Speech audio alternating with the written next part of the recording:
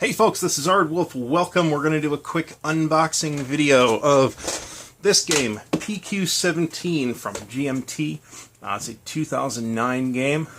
This is something that hasn't really gotten a lot of attention, but when I looked at it and started digging into it and looking at the rules and stuff like that, I was absolutely fascinated by it, and I knew I had to have it. You can get this thing for as low as about 26 bucks on Cool Stuff, and probably other places as well if you keep your eyes open. It's still in print. It's easy to find. I think it's a cool looking game, designed by Chris Janiak. I believe that's how that's pronounced. So let's open her up. It's a heavy feeling box, standard 2-inch GMT box. But let's see what we get in here.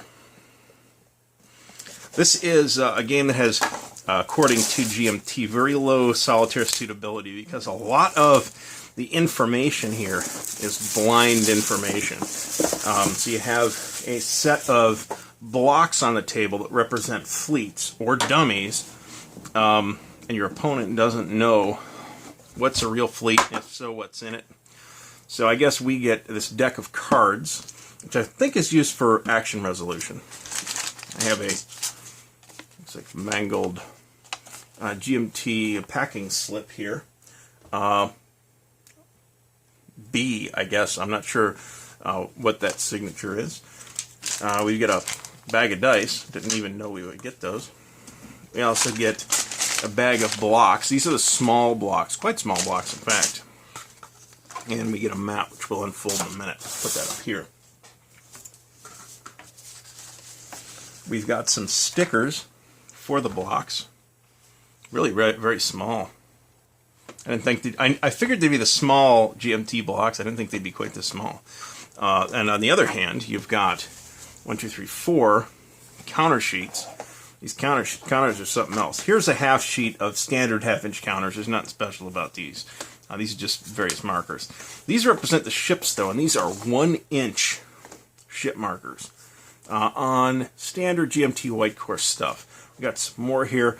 I believe the dark blue is the British, the Royal Navy. The light blue are the Americans. The gray are, of course, the Germans, and the red are the USSR Red Navy. We've got a variety of round counters dealing with air, 2 sheets of those. We've got this pad of planning sheets. Don't even know how those work. We've got a whole bunch of extra stuff here. Wow. Okay, so we have a stack of player aid cards. We'll get to the rules in a minute. Looks like we have 2 of these standard player aid card folios that are identical. Nope, they're not. One's for Axis and one's for Allied. This is scenario based. There's a campaign game too, but you normally will play a scenario that represents a specific Arctic convoy trying to get in to help save the Soviets' bacon. We've got a pair of force displays, one for the Allies, one for the Axis. On pretty standard GMT card stock. We've got a couple of other handouts with weather tables, unit charts, and we've got a couple. I didn't expect this. Here's a scenario card with a couple extra scenarios, and then a battle display.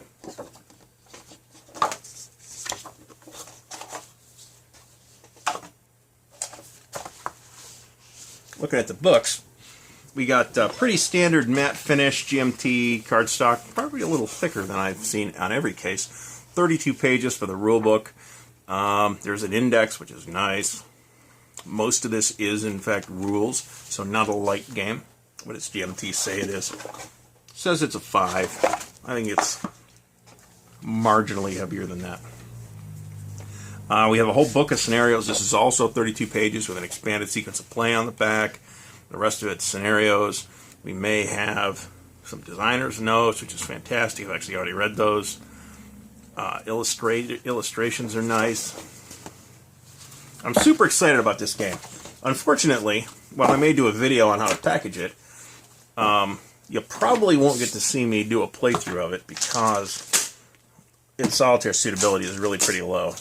I got 2 bundles of GMT baggies here. going into the pile of GMT baggies. And we have a map. Let's get the box off here.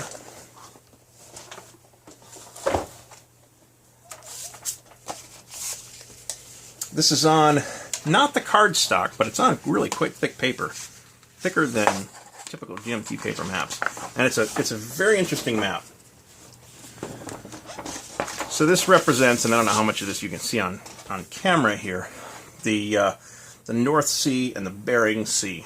And the Allies are trying to get convoys of supplies into the Soviets, and the Germans are trying to interfere with that business.